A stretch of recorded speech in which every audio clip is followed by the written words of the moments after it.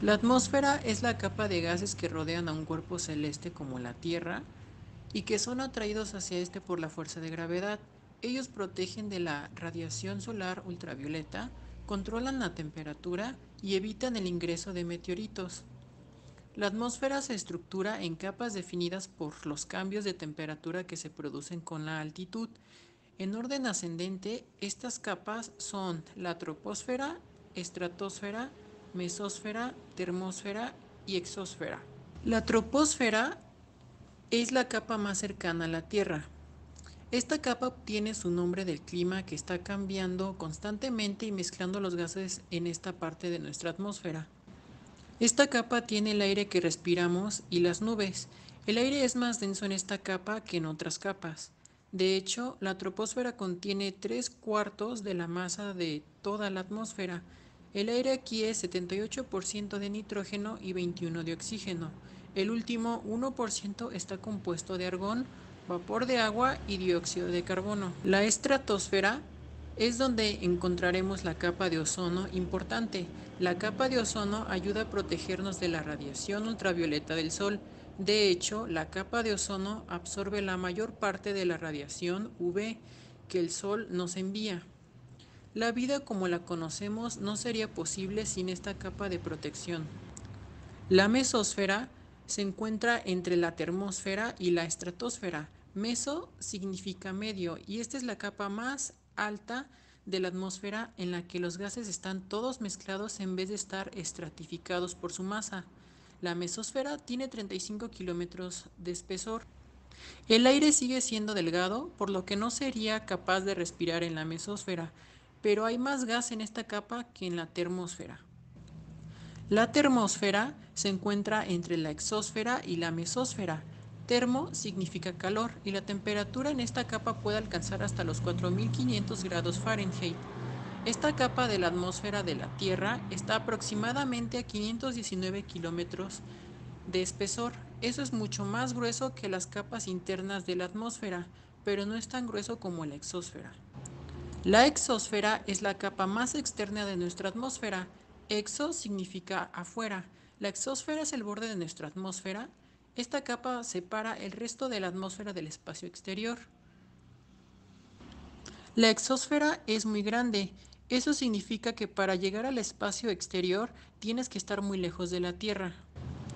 La exósfera tiene gases como el hidrógeno y el helio, que están muy dispersos. Hay un montón de espacio vacío entre los gases. No hay aire para respirar y hace mucho frío. Bueno, pues yo les voy a explicar qué es la contaminación atmosférica. Es la presencia en el aire de elementos contaminantes como partículas, gases y otras sustancias que puedan ocasionar molestias y daños tanto al hombre como al medio ambiente. Según la OMS, Organización Mundial de la Salud, la contaminación atmosférica se define como limitada a la situación en la cual la atmósfera exterior contiene una concentración de materiales que son perjudiciales para el ser humano y su entorno. Bueno, pues básicamente la contaminación atmosférica se refiere al conjunto de los gases, otras sustancias que pueden encontrarse fácilmente en el aire y que éstas puedan ocasionar algún daño o perjudicar nuestra salud. Yo les voy a hablar sobre la contaminación en la troposfera. La troposfera es la primera capa de la Tierra, es en donde convivimos, nos desarrollamos. Nosotros la contaminamos principalmente por la quema de combustibles fósiles, porque se sueltan químicos y gases tóxicos, por la tala inmoderada de árboles, porque tenemos sobrepoblación y pues esto ocasiona que se tengan que pues plantar más cosas pues para poder vivir todos bien, por así llamarlo, y por los pesticidas. Esto afecta principalmente a los niños con las enfermedades respiratorias, el cáncer, eh, alergias. Unas acciones que podríamos hacer nosotros para reducir el impacto de la contaminación atmosférica es que nuestras neveras, aires acondicionados estén en óptimas condiciones. usar transportes como bicicleta, también caminar, el transporte público, comprar en mercados locales y evitar el bromuro de metilo, que es uno de los principales pesticidas que afectan la capa de ozono. Bueno, a mí me tocó el segundo nivel de la capa de ozono, que es la estratosfera. La estratosfera es la capa situada entre los 10-12 kilómetros y los 50 kilómetros a partir de la superficie terrestre. En esta zona, la capa de ozono filtra la mayor parte de la radiación ultravioleta o radiación UV, evitando que llegue a la Tierra y ocasione daños sobre el ser humano y otras formas de vida. En esta capa, el O3 se forma por efecto de la radiación solar, que rompe las moléculas del oxígeno, O2, recombinándose en O3. El proceso de la destrucción de la capa de ozono comienza con la emisión de la superficie de la Tierra de gases que son fuente de compuestos halogenados que contienen principalmente cloro y bromo. Aproximadamente se toma un año entero para que una molécula de CFS logre ingresar a la estratosfera superior, desde la troposfera superior tropical. Igualmente, toma unas décadas hacer el ciclo total del aire en la troposfera y a través de la estratosfera superior. Esta circulación lenta de los compuestos halogenados a través de la estratosfera superior significa que el ciclo total de estos tomará décadas para circular a través de la estratosfera superior. El proceso de destrucción del ozono se inicia cuando de los gases fuente de halógenos se desprenden elementos como el cloro y el bromo por acción de la radiación ultravioleta. Estos elementos reactivos permanecen en estados atómicos o son oxidados. Hay compuestos como el ClO o el Bro. La medida de destrucción de ozono en la estratosfera por estos gases halogenados es baja en los trópicos y cercana al 10% de latitudes medianas.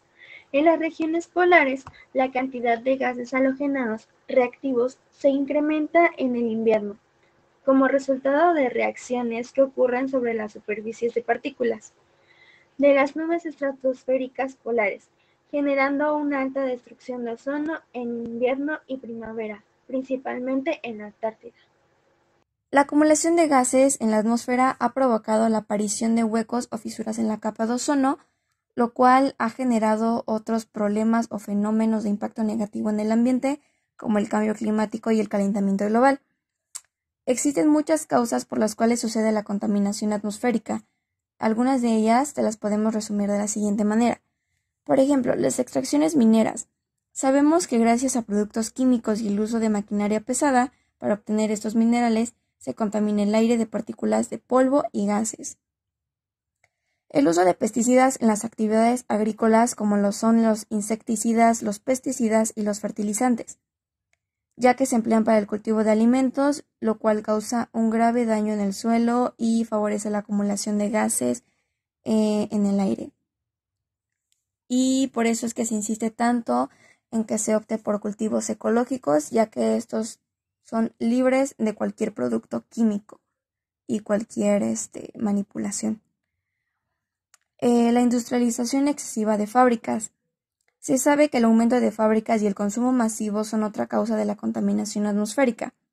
Es decir, cuanto mayor sea la demanda de artículos, mayores serán los efectos nocivos para el planeta, ya que las fábricas se verán afectadas a producir mayores productos y resanar o llenar esa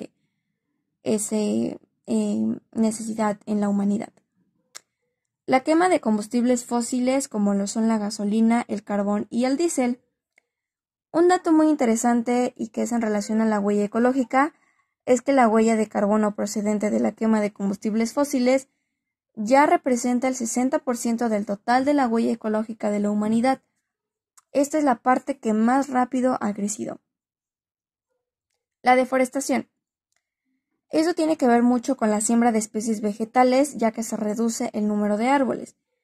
Y su función principal de de los árboles es de que todos estos gases contaminantes que circulan en el aire se neutralicen y el aire se pueda limpiar. ¿Cómo podemos ayudar? Por ejemplo, reciclaje de residuos, productos y materiales. De esta forma evitamos que la demanda de artículos aumente y que las fábricas a su vez se vean obligadas a producir nuevas unidades. Prolongando la vida útil de los objetos.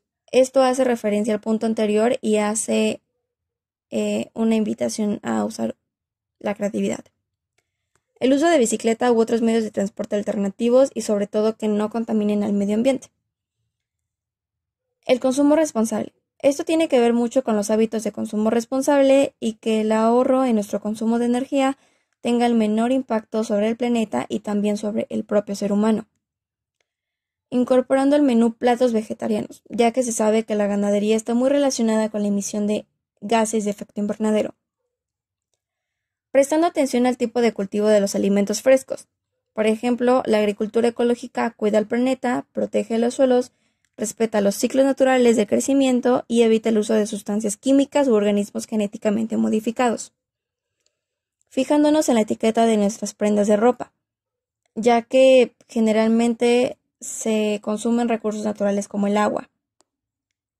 La construcción de un huerto urbano, ya que podemos cultivar nuestros propios alimentos en casa de forma natural y sin alterar los ciclos naturales del medio en que nos desenvolvemos.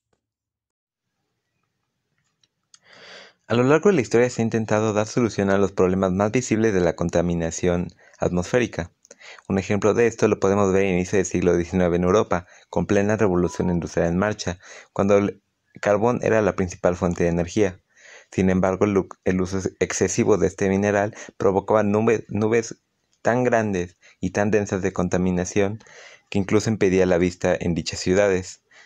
Como medida preventiva se buscaron otras fuentes de energía alternativa, tales como la electricidad o el petróleo, y se dejó atrás el uso tan excesivo del carbón, además de que se implementaron filtros en fábricas y chimeneas para que las emisiones fueran menores. Así como este ejemplo se han dado múltiples casos de planes y medidas de contención que intentan reducir de alguna u otra forma toda la contaminación que podemos llegar a producir. La regulación de las emisiones de los vehículos, el desuso de materiales como el plomo en la gasolina, pintura, entre otros, y la reducción del uso de comozonos. En el año 2017 se llevó a cabo una conferencia por parte de la ONU acerca del cambio climático y se presentaron más de 50 estrategias globales para tratar medidas de control para la contaminación de la atmósfera, entre las que destacan la inversión de sistemas de vigilancia de la calidad del aire, la reducción obligatoria de las emisiones contaminantes, el desarrollo de vehículos híbridos, la promoción de medios de transportes colectivos o no contaminantes, entre otros. Un ejemplo aquí en México que destaca mucho es la mejora del servicio de verificación vehicular, donde en esta se regulan las emisiones que nuestros vehículos pueden llegar a producir, así como la reducción de compuestos orgánicos volátiles en productos cosméticos, domésticos y pinturas. Todo esto está bien, sin embargo, y pese a todo esto, revertir los daños como el deterioro de la capa de ozono, a este punto nos tomará por lo menos 40 años en una estimación optimista. A continuación les voy a hablar sobre algunos datos de la contaminación. En todo el mundo, cerca de 7 millones de muertes prematuras fueron atribuibles a la contaminación del aire ambiental en 2016. Alrededor de 88% de estas muertes ocurren en países de ingresos bajos y medios. Más de 150 millones de personas en América Latina viven en ciudades que exceden las guías de calidad del aire de la OMS. Y, por último, la exposición a altos niveles de contaminación del aire puede causar una variedad de resultados adversos para la salud. Aumenta el riesgo de infecciones respiratorias, enfermedades cardíacas, derrames cerebrales y cáncer de pulmón, los cuales afectan en mayor proporción a población vulnerable, niños, adultos mayores y mujeres. Las ciudades más afectadas por la contaminación atmosférica en el mundo.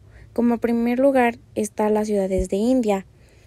Y este estudio utiliza la contaminación por partículas ultrafinas con un diámetro máximo de 2.5 micras, que se originan debido a la producción industrial y agrícola, los sistemas de calefacción y los vehículos de motor. Las primeras posiciones están ocupadas por los países urbes de China, Pakistán y Bangladesh. Y en México, las ciudades más afectadas por la contaminación atmosférica son las siguientes. En primer lugar está Monterrey, Nuevo León. Contiene sulfato, nitratos y carbono negro, y que supone el principal riesgo medioambiental para la salud. En segundo lugar, Toluca del Lerdo, Estado de México. Celdas de baja presión, o sea, los molinos de viento.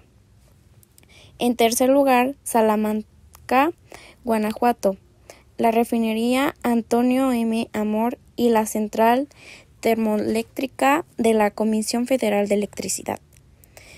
En cuarto lugar está León, Guanajuato, que tiene alta concentración de población, el parque vehicular y por la industria del cuero.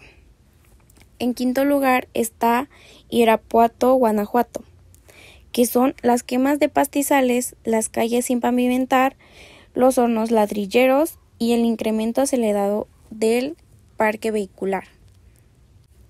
Debemos disminuir todo esto que nos afecta y ayudar al medio ambiente para estar en un ambiente cómodo y saludable.